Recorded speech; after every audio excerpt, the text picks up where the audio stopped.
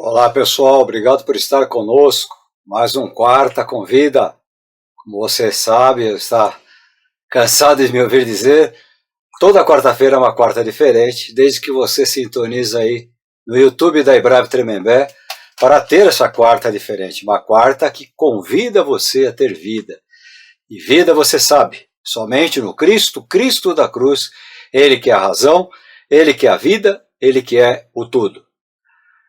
Semana passada tivemos o nosso ConvidaCast, o nosso Quarta Convida estilo podcast. Uma entrevista muito bacana com a Elzinha, falando sobre a questão do trabalho dela com Libras, a experiência que ela tem, como ela começou esse trabalho.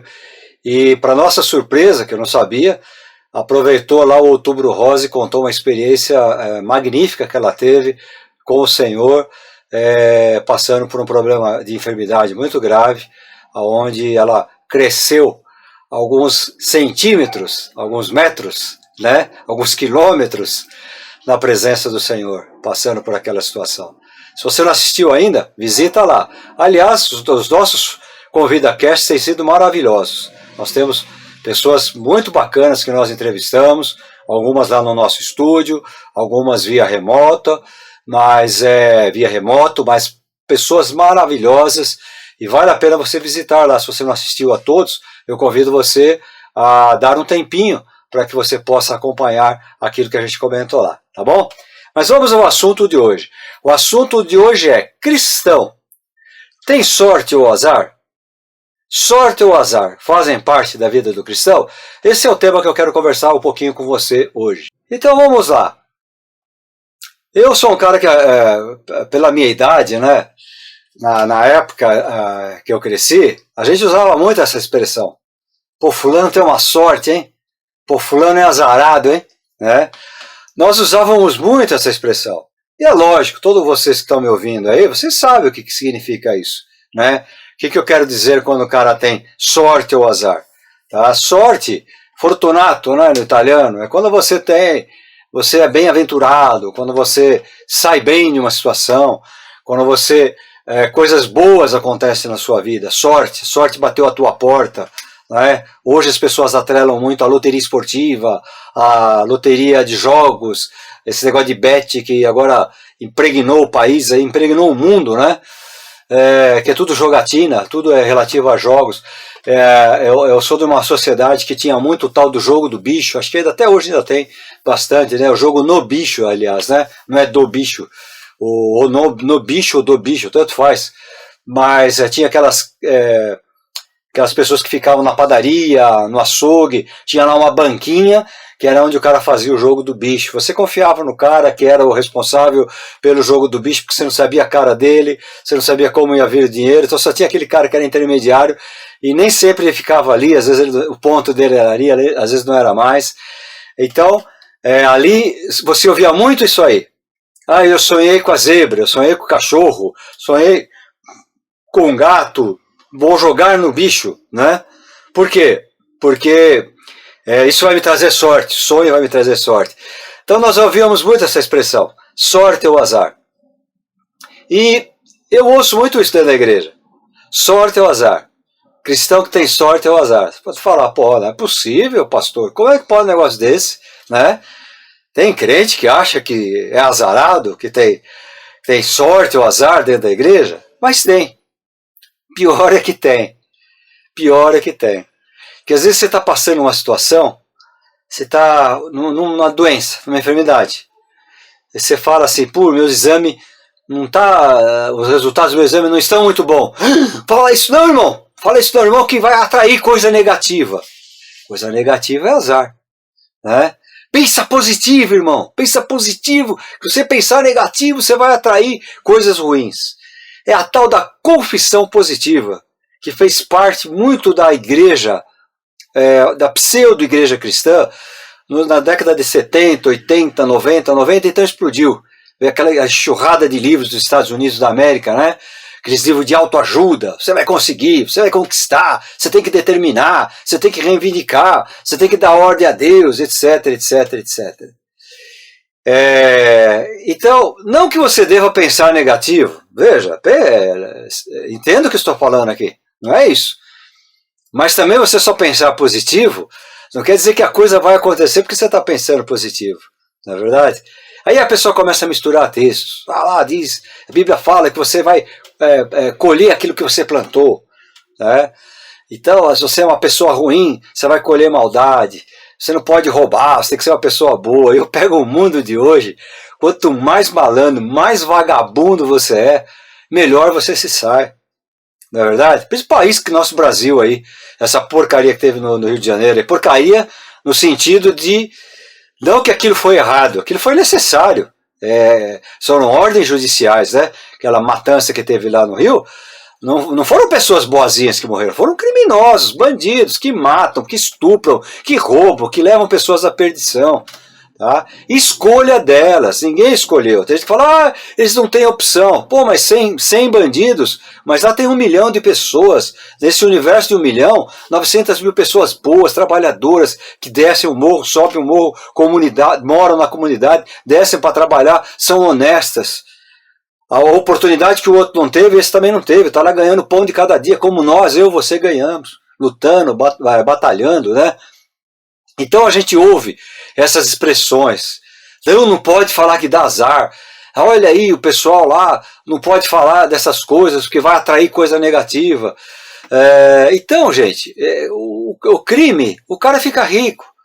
A gente pega, mata o bandido, mas o criminoso mesmo do colarinho branco está solto aí. A gente nem sabe quem é. E aí entra muito essa questão. Não pode falar. Se você falar, você vai atrair coisa ruim. Isso para mim é sorte e azar. Isso não está na Bíblia. Aliás, a palavra de Deus ela é muito tranquila quando ela analisa algumas coisas. Né? São Paulo, por exemplo, escrevendo aos Romanos, no capítulo 6, no capítulo 8, no verso 34, ele diz que sabemos que todas as coisas contribuem e cooperam para o bem daqueles que amam a Deus, daqueles que são chamados segundo o seu propósito. Quando a gente pega esse texto, a gente leva sempre para um contexto único. Olha, está passando uma dificuldade, todas as coisas cooperam para o bem. Não, aqui ele está englobando. Tudo coopera para o bem. Tudo. Mesmo nas situações chamadas negativas, complicadas, tristes da sua vida, você pode tirar lições. Você tem que tirar lições. Se você não consegue tirar lições, você não é um cristão que está andando de acordo com a palavra de Deus. Tem alguma coisa errada. Fiz alusão aí ao ConvidaCast que aconteceu na semana passada, na última quarta de outubro. Assista lá. Vou fazer menção agora no primeiro culto do domingo de novembro. Está lá no nosso YouTube o testemunho da irmã Luísa. Né? A irmã Luísa, ela esteve conosco e ela tem um testemunho impactante. Luísa Suminami. Impactante o testemunho dela. Assista. Não é longo, é curto. Ela foi bem breve no que ela falou. Eu acho que você ouvindo o que aquela irmã passou, por onde ela passou, o vale que ela passou, você vai entender perfeitamente o apóstolo São Paulo está falando aqui. Tudo coopera para o bem daqueles que amam o Senhor.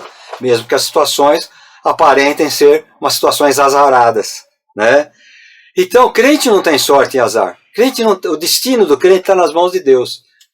Ele entende que Deus que vai ditar o padrão da vida dele. Ele entende que é Deus que vai ditar.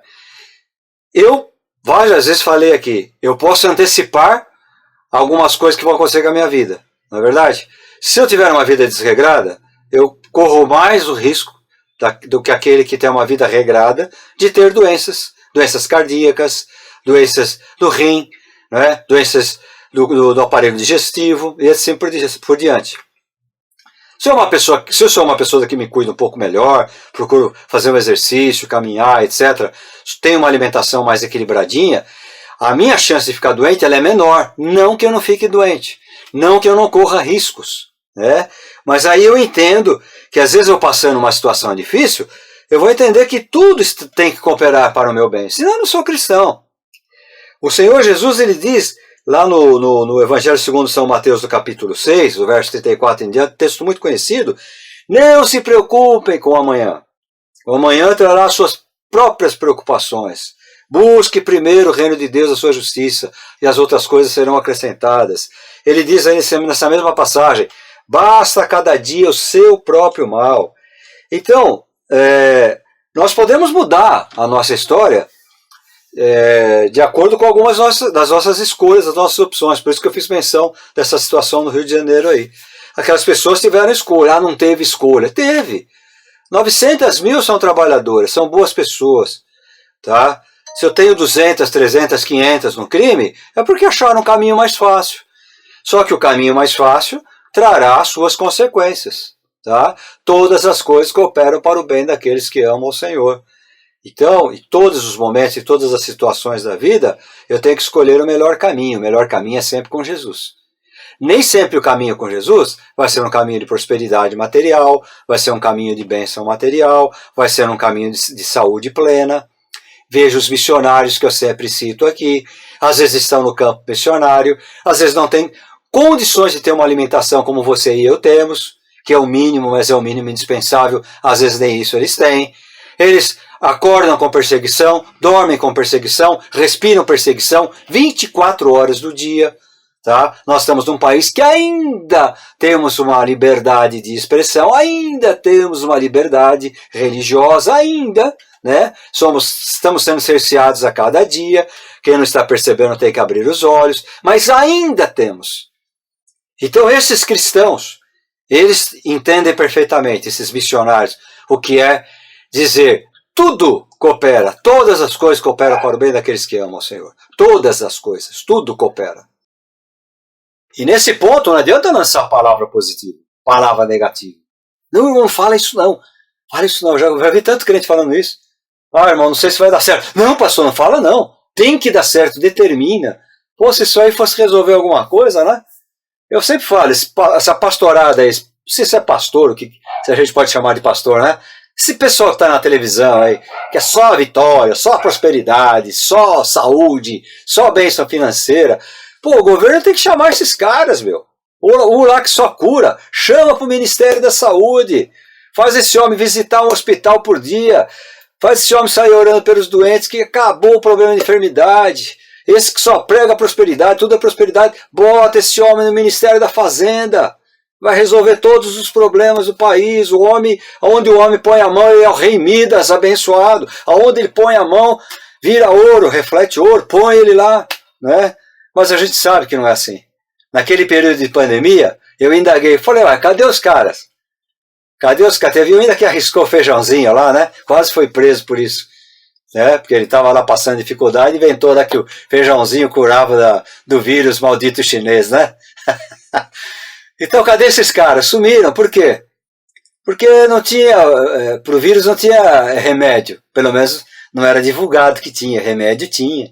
E hoje a gente sabe que tinha remédio. Não quiseram dar para enfiar a porcaria da vacina no povo. A vacina que está dando tantos efeitos colaterais aí, levando tanta gente pro caixão. Eu não estou sabendo, é lógico. Você acha que a mídia vai falar? A mídia puxa-saco do governo vai falar isso aí? De jeito nenhum, não é verdade? Mas enfim. Então, pastor, não fala que você vai ter isso, não fala. Isso para mim é sorte e azar. Então eu vejo crentes supersticiosos, crentes que acreditam sim em sorte e azar, só que trabalham de outra maneira. A sorte e o azar deles é diferente. Eles não usam trevo 4 folhas, eles não andam com um dado, aquele dado de joguinho, né? Joguinhos mais antigos tinha aquele dadinho, né? de 1 a 6, 1 a 6 pontinhos.